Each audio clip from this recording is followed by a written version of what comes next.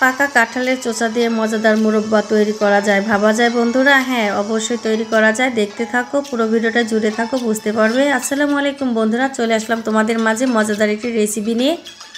আজকে শেয়ার করছি পাকা কাঁঠালের চোচা দিয়ে মজাদার মুরব্বা তৈরি করা। এখানে হচ্ছে কাঁঠালের চোচাটা একটু মোটা নিতে হবে। তো ফার্স্টে যেটা করব সেটা হচ্ছে কাঁঠালের চোচার উপরে যে কাঁটা থাকে সেটাকে কেটে ফেলে দেব এবং ভিতরে যে নরম অংশ থাকে সেখান থেকে অর্ধেক পরিমাণ কেটে ফেলে দেব। এই তো কেটে কুটে আমি রেডি করে নিয়েছি। দেখো বন্ধুরা, মিডিয়াম সাইজের টুকরো করে নিয়েছি। যেহেতু হচ্ছে পাকা কাঁঠালের চোচা দিয়ে মোরব্বাটা আমি করব, এটা কিন্তু অনেকটাই নরম, তো এটাকে হচ্ছে ফার্স্টেই শক্ত করে নিতে হবে। এই জন্য একটা বাটিতে আমি পানি নিয়েছি, পানিতে দিয়ে দিচ্ছি খাবারের চুনটা দিয়ে ভালো করে পানির সঙ্গে আমি মিশিয়ে নিচ্ছি। প্রায় 30 মিনিটের মতো কাঁঠালের চোচাটাকে ভিজিয়ে রাখবো, এতে করে অনেকটাই শক্ত হয়ে যাবে। আমার ভিডিওটি, আমার রেসিপিটি যদি বন্ধুদের ভালো লেগে থাকে তাহলে বলবো অবশ্যই লাইক কমেন্ট শেয়ার করে পাশে থাকবে, ছড়িয়ে দেবে সবার মাঝে। আমার মনে হচ্ছে এই প্রথম তোমাদের মাঝে আমি নিয়ে আসলাম পাকা কাঁঠালের চোচার মোরব্বা।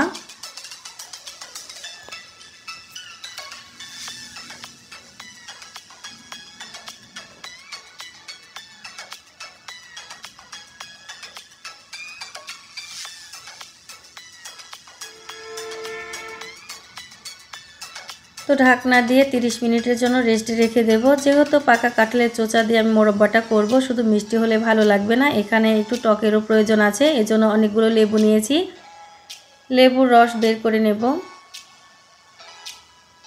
নতুন বন্ধু যারা আছো আমার ভিডিওটি দেখছো, আমার চ্যানেলটাকে সাবস্ক্রাইব করে আমাকে সাপোর্ট এবং ভালোবাসা দিও। আমি তোমাদের সবসময় চেষ্টা করি এবং চেষ্টা করব সাপোর্ট এবং ভালোবাসা দেওয়ার জন্য। আসলে একটা ভিডিও আমরা তোমাদের মাঝে যখন শেয়ার করি, তোমরা দেখো কয়েক মিনিটের ভিডিও আমরা যারা আপলোড করছি তোমাদের মাঝে শেয়ার করছি, তারা সবাই জানি একটা ভিডিও রেডি করতে আমাদের কতটুকু শ্রম দিতে হয় এখানে। সেখানে যদি তোমাদের ভালো ভালো মন্তব্য আমরা পাই তাহলে নেক্সট আমি ভালো ভিডিও দিতে উৎসাহিত হই। তো লেবু রস বের করে হচ্ছে আমি চালনিতে চেলে নিচ্ছি, না হলে হচ্ছে লেবুর যে দানাটা থাকে সেটা থাকলে মোরব্বাটা তেতো লাগতে পারে। এখানে প্রায় হাফ বাটির মতো লেবুর রস হয়েছে। তো এখানে কিছুটা হচ্ছে আমি এলাচ নিয়েছি, এলাচের দানাগুলো বের করে নিয়ে এটাকে ভেজে গুঁড়ো করে নেব সুন্দর একটি ফ্লেভার আসার জন্য।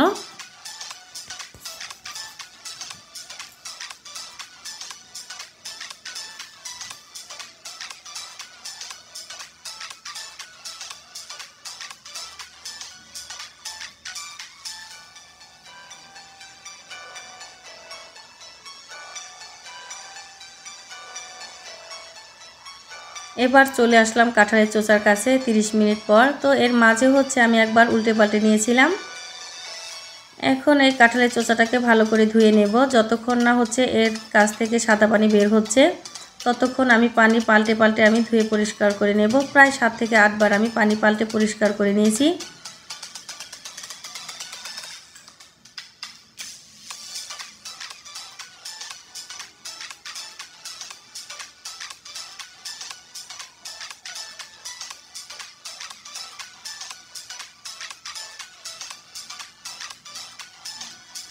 দেখো বন্ধুরা কত চকচকে লাগছে দেখতে।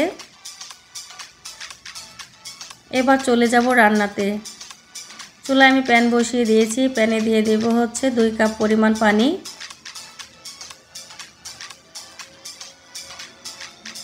একবার হলেও বন্ধুরা বাসায় ট্রাই করবে, 100% তোমাদের ভালো লাগবে।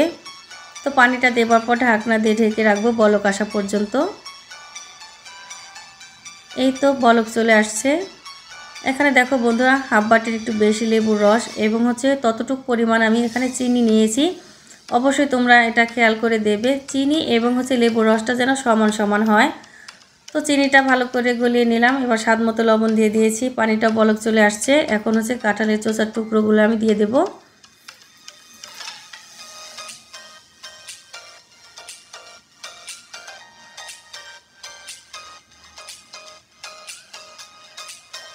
তো ঢাকনা দিয়ে ঢেকে রাখবো। কিছুক্ষণ পর ঢাকনা তুলে আমি কাঁঠালের চোচাটাকে উল্টে পাল্টে নেব।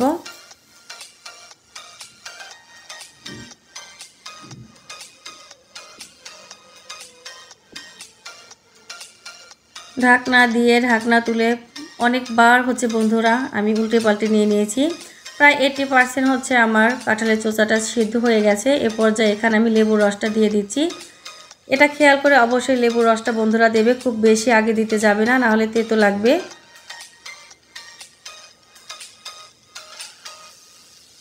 আস্তে আস্তে কালার চেঞ্জ হতে শুরু করে দিয়েছে। সরাসরি দেখতে ভীষণ সুন্দর হয়েছিল, জানি না ক্যামেরায় কতটুকু সুন্দর লাগছে তোমাদের কাছে।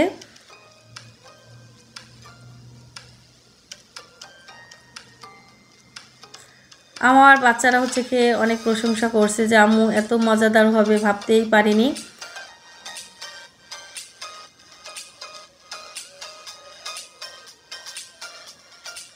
আসলে রান্না হচ্ছে একটা শিল্প, সেখানে মন দিয়ে রান্না করলে যে কোনো ধরনের খাবার টেস্ট হয়। তো দেখো একদম লাস্ট পর্যায়ে চলে আসছি। এখন হচ্ছে এর উপরে দিয়ে দিচ্ছি সেই ভেজে রাখা এলাচ গুঁড়ো। এবার এলাচ গুঁড়োটা দেওয়ার পর ভালো করে মিশিয়ে আমি নামিয়ে নেব। দেখো বন্ধুরা প্যানে কিন্তু একটু পানি নেই, একদম ঝরঝরে করে নিয়েছি আমি।